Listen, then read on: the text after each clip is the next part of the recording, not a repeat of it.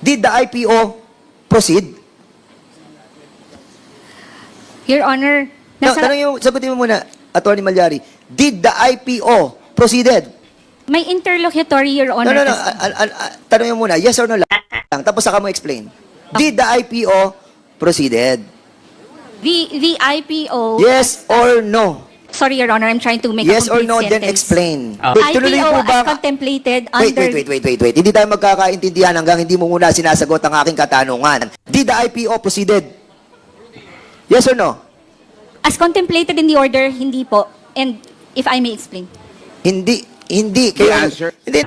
Ang tinatanong ko, kasi in-orderan kayo, di ba? Na proceed with the IPO. Kasi nga, nag-ano kayo eh, nag-witness kayo eh. Ang sabi ni Eduardo Francisco, yung inyong expert, nagpo-proceed na po kami sa IPO, nasa initial stage na po kami. $1 billion coming from the different investor. So ngayon, nandito po report eh, nabasa ko lahat eh. At ang sinasabi nyo, nasa stage na kayo ng IPO. Ang tinatanong ko, proceed ba kayo sa IPO? Sabi mo, no. Di ba? Then now, explain. Your Honor, ituloy ko lang po yung chronology.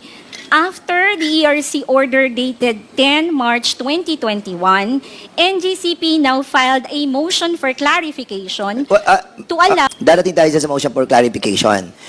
Tatanong ko lang muna, explain mo muna yung... kasi hindi kayo nag-proceed sa IPO. Sabi mo, no, you did not proceed with the IPO. So why? Explain. Ito na nga po because we wanted to be clarified whether we can be allowed insofar as the alternative mode under Section 8 of RA 9511.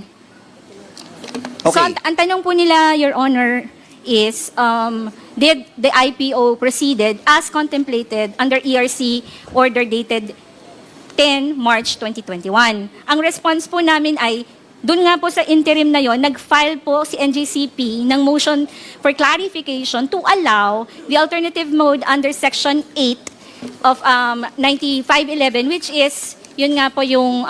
Wait, Attorney Malyari. Yes po. What is the motion for clarification all about? Decision by the commission denying your petition, and then you filed a motion for reconsideration, and that was also denied. The motion for clarification should be on the decision of the denial, not on the alternative mode of the requirement that is... I think we should allow the focus of this inquiry, the NGCP, to fully explain. Because once there was the decision that they are going to have IPO, Section 8 provides an alternative remedy. That's the second proviso, which I read. Sir, Provided that the listing in the PSA of any company which directly or indirectly owns. So can we allow the NGCP to finish? Because if we keep on interjecting, we don't have the whole defense of the NGCP. Mr. Chairman, So I'm asking that, Mr. Chairman. So many times. I'm questioning the resource person, and I'm satisfied already with the answer that she was manifesting. Okay na sa akin yun, Mr. Chairman, basta sumagot siya ng Okay. ng Mr. Chair, tinatanong the ko. Honorable Rufus, 1 minute this is the suspension. time of the Honorable Dan Fernandez. And we will now, I think, NGCP, I understand your sentiments, Honorable Rufus, but I think, we will also have to make sure that the answers are straight to the point, no?